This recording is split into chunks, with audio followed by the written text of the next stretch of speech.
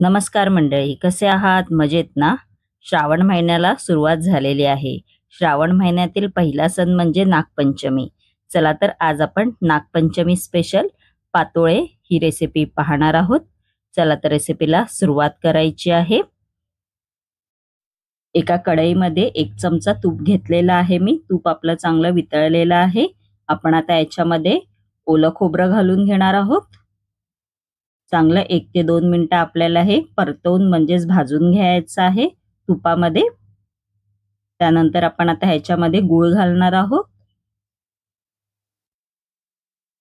गूळ चांगलं वितळलं पाहिजे असं परतवून घ्यायचं आहे. बघू शकता आपल्या मिश्रणाचा पण कलर चेंज झालेला आहे.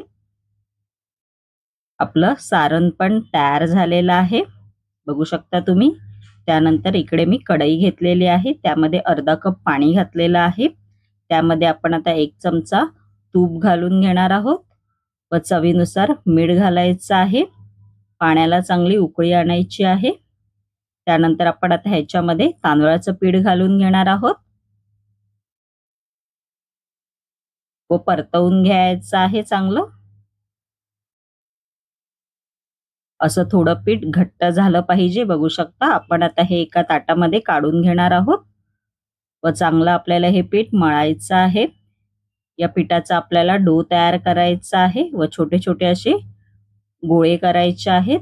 त्यानंतर इकडे मी हळदीचं पान घेतलेलं आहे. त्याला आपण आता तूप लावून घ्यायचं आहे. मी फुल व्हिडिओ माझ्या यूट्यूबच्या चॅनलवर अपलोड केलेला आहे. तिकडे तुम्ही जाऊन पाहू शकता. त्यानंतर तांदळाच्या पिठाचा गोळा त्याच्यावर ठेवायचा आहे व वडे थापतात ना तसं आपल्याला हे थापून घ्यायचं आहे व आपण त्याच्यामध्ये सारण भरणार आहोत व असं फोल्ड करून घ्यायचं आहे. सोपी पद्धत आहे एकदम. आपण आता हे वाफेवर शिजवायचं आहे 15 ते 20 मिनिटं. अशा चाळण घ्यायची आहे किंवा तुमच्याकडे स्टीमर असेल त्या स्टीमरमध्ये पण तुम्ही शिजवू शकता. आपल्या पातोळे बघा तयार झालेले आहेत. माझी ही रेसिपी जर आवडली असेल तर नक्की माझ्या चॅनलला सबस्क्राइबर करायला विसरू नका. धन्यवाद.